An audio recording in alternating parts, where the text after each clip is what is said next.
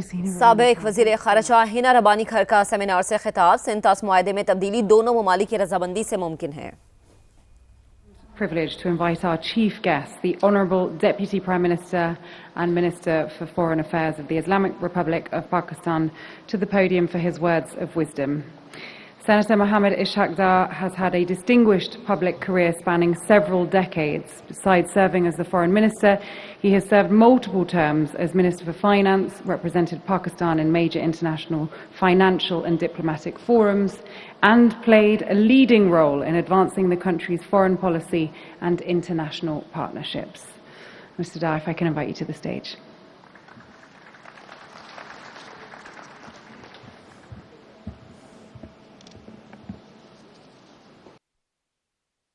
Bismillahirrahmanirrahim. Nahmaduhu wa nusalli ala Rasoolil Kareem. Honorable colleagues, distinguished ambassadors and UN representatives, learned scholars and policy experts, representatives of the international and national media, ladies and gentlemen, Assalamu alaikum and very good afternoon. I wish to commend all the organizers of this seminar titled Indus Waters Treaty, an instrument of regional peace and security.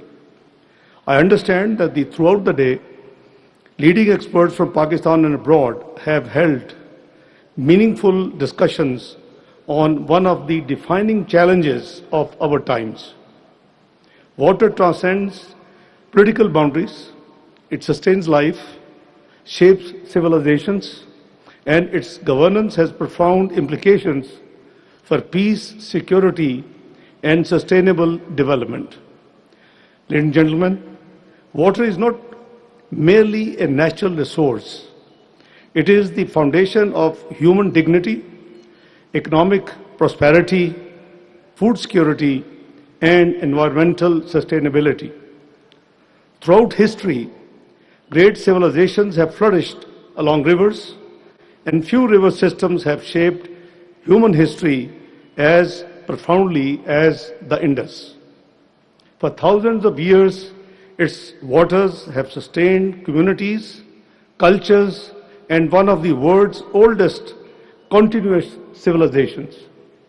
Excellencies, ladies and gentlemen, the responsibility to preserve this shared heritage rests upon all of us. Transboundary rivers must bring nations closer through cooperation rather than divide them through confrontation. This principle is firmly embedded in international law and has guided water sharing arrangements across the globe. It was in this spirit that Pakistan and India concluded the Indus Waters Treaty in 1960 under the auspices of the World Bank. The treaty established a durable and carefully negotiated framework governing the 6 rivers to India, 3 eastern rivers to India and 3 western rivers to Pakistan, while permitting India limited use in accordance with treaty provisions. India has benefited immensely from the water storage, irrigation, and hydroelectric infrastructure built on the eastern rivers. We also do not object to India's treaty-based use of the western rivers and seek to settle any differences or disputes within the framework provided in the Indus Waters Treaty itself. Excellencies, ladies and gentlemen, the treaty demanded significant adjustments from Pakistan as it had to fundamentally restructure its irrigation and water management systems in reliance upon the permanent legal framework. Despite being disadvantaged along the banks of our eastern rivers, where due to India's unrestricted use, these rivers dried up in Pakistan, but we honored the treaty commitments and obligations in letter and spirit. That investment reflected our confidence that international agreements, once concluded, would be honored in good faith. The treaty justified that confidence. For more than 6 decades, including periods of war and political tension, It provided predictability, transparency, and stability. It has rightly been regarded as one of the most successful examples of trans-boundary water cooperation anywhere in the world. Excellencies, ladies and gentlemen, it is therefore deeply regrettable that this landmark treaty now faces its gravest challenge. India's unilateral decision to place the treaty in abeyance has no basis in the treaty itself or in the international law. Equally concerning has been the suspension of cooperation through the institutional mechanism that have been long served both countries under this treaty.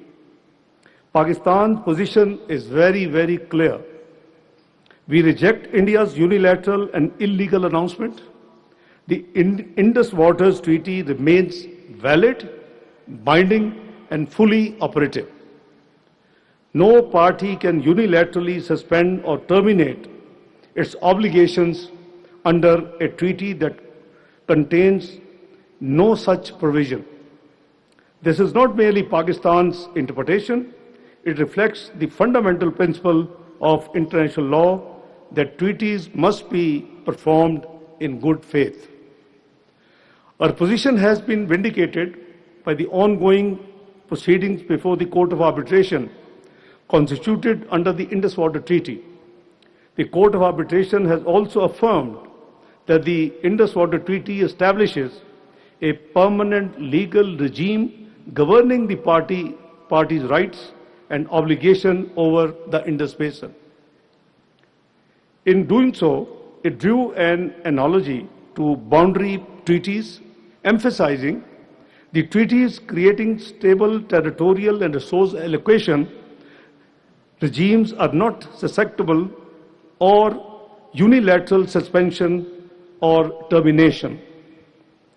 If international agreements can be disregarded wherever they become politically inconvenient, confidence in the international legal order is inevitably weakened.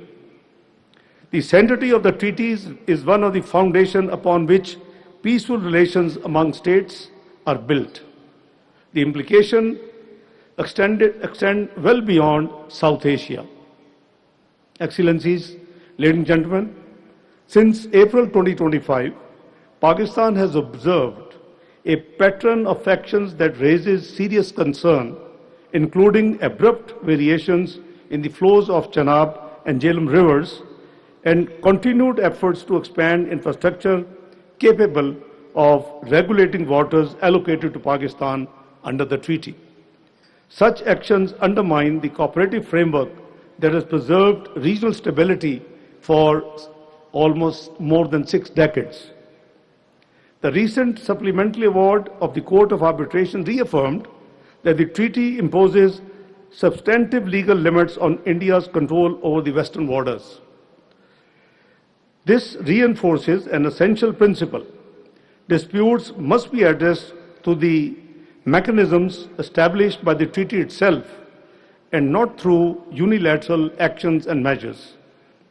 Ladies and gentlemen, India's presence in the region has been witnessed by the world after the war, and this is most regrettable attitude as some of the speakers I heard since morning, and particularly what Hina Rumani Khar Sahiba wound up the second session.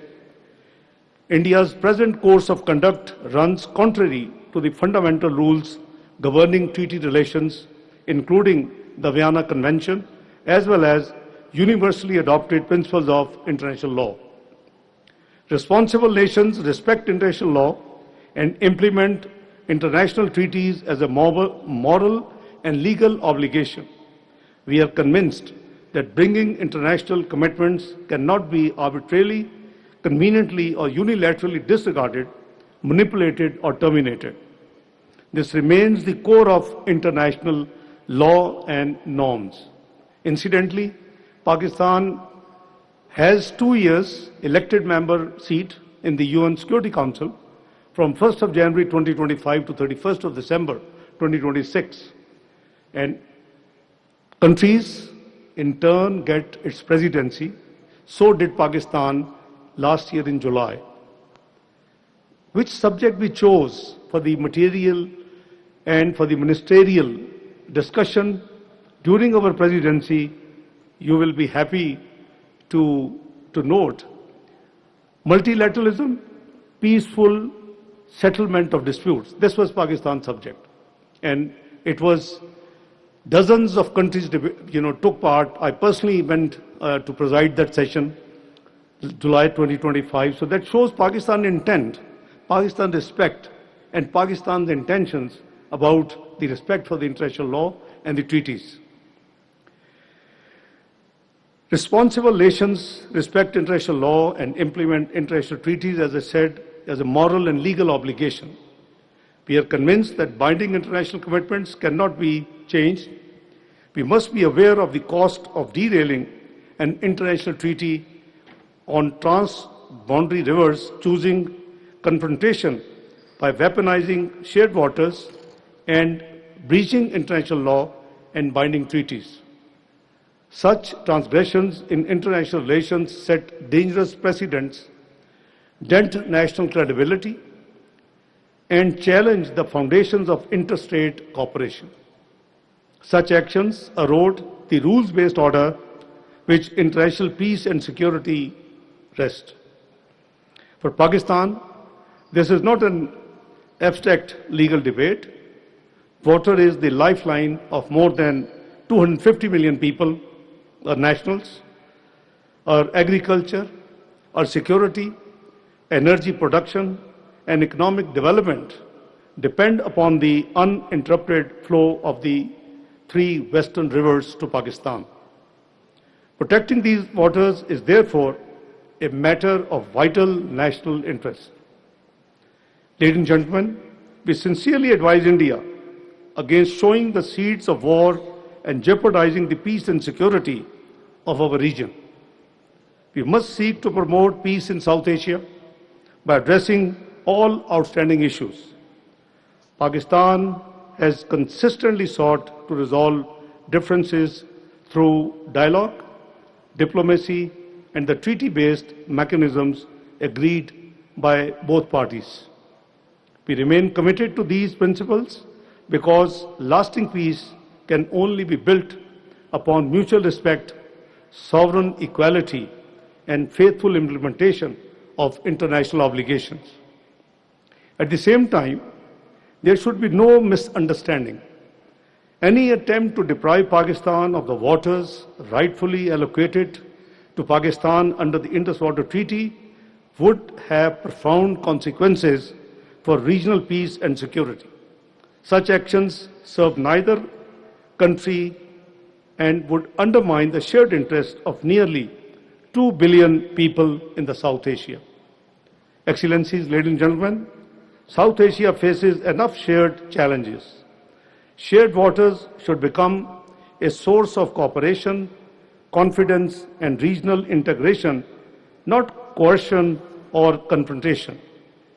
The Indus Waters Treaty, signed over several decades ago and after several years of negotiations, was meant for best utilization of the available waters in the Indus Basin by both the countries, provided it is implemented in the spirit in which it was conceived, without being tapped in a zero-sum mentality. Pakistan remains steadfast in its commitment to peace, dialogue, and good neighborly relations. We seek neither confrontation nor conflict. We seek respect for international law, faithful implementation of treaty obligations, respect for each other's water rights, and cooperation that serves the interests of present and future generations. At the same time, we will not allow a rightful share of water resources to be misappropriated and will safeguard and defend our rights and interests under international law through all available means.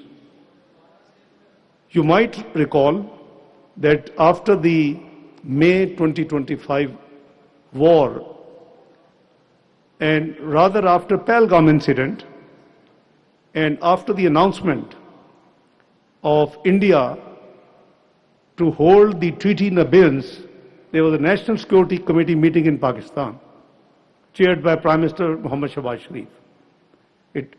National Security Committee comprises of the civil and military leadership, and they were unanimous in declaring that any diversion, any interruption, and any reduction in the rights of Pakistan vis-a-vis Indus Waters Treaty will be treated as an act of war.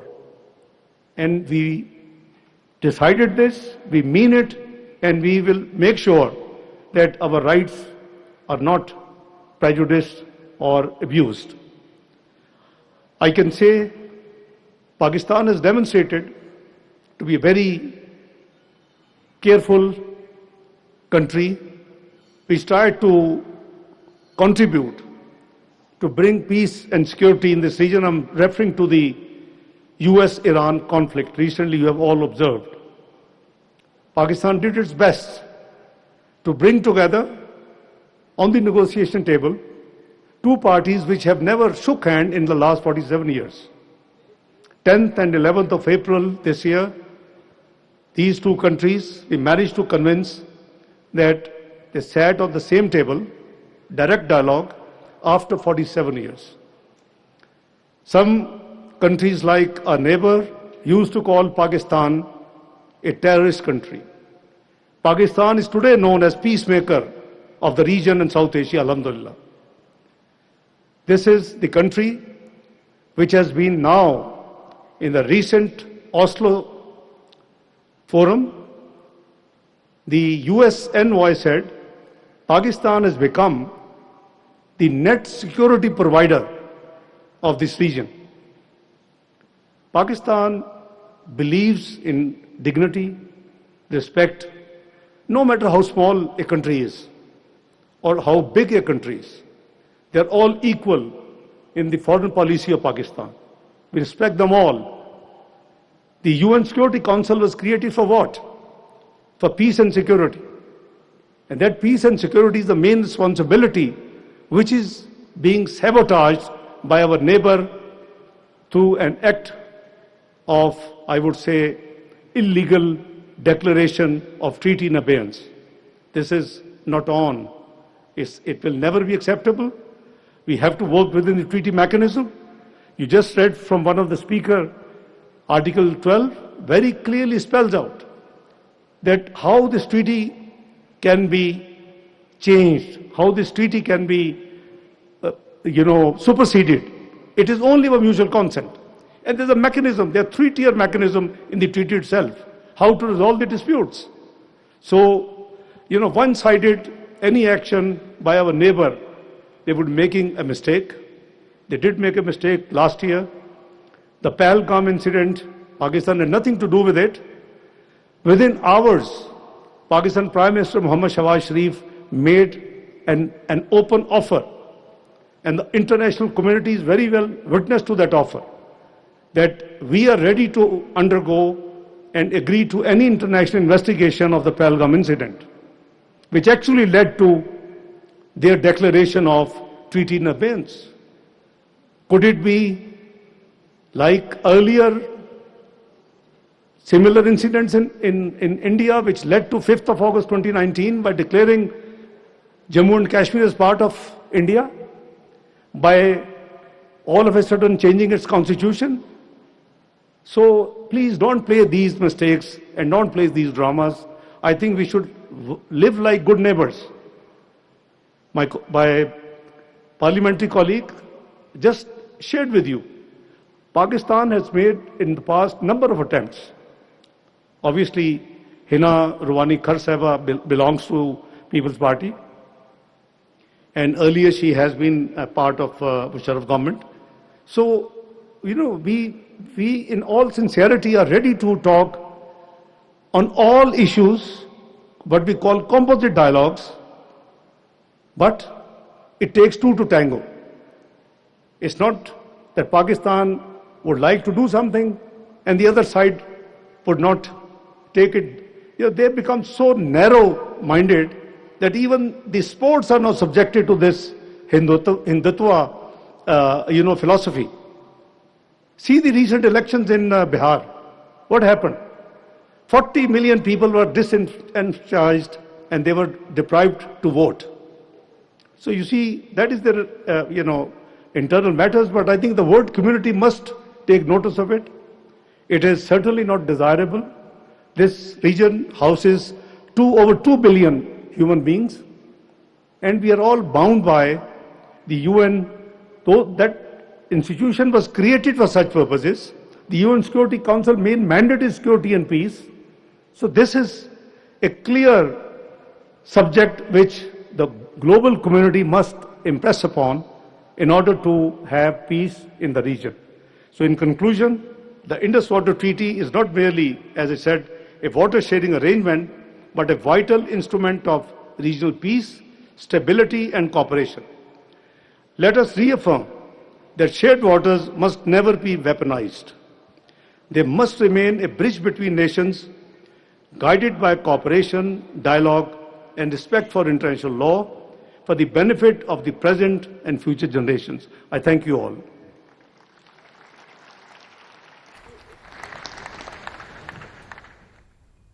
Senator Mohammed Ishaq, thank you.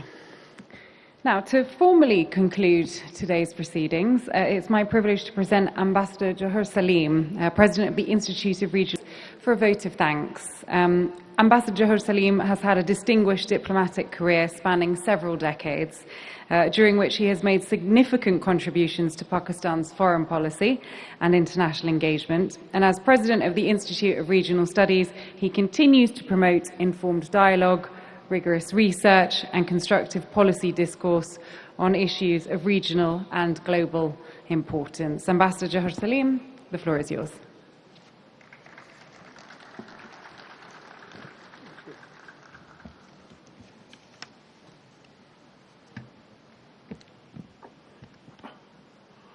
Thank you, Tanya. Esteemed Deputy Prime Minister and Foreign Minister, esteemed panelists, Excellencies, distinguished guests. As we conclude this watershed seminar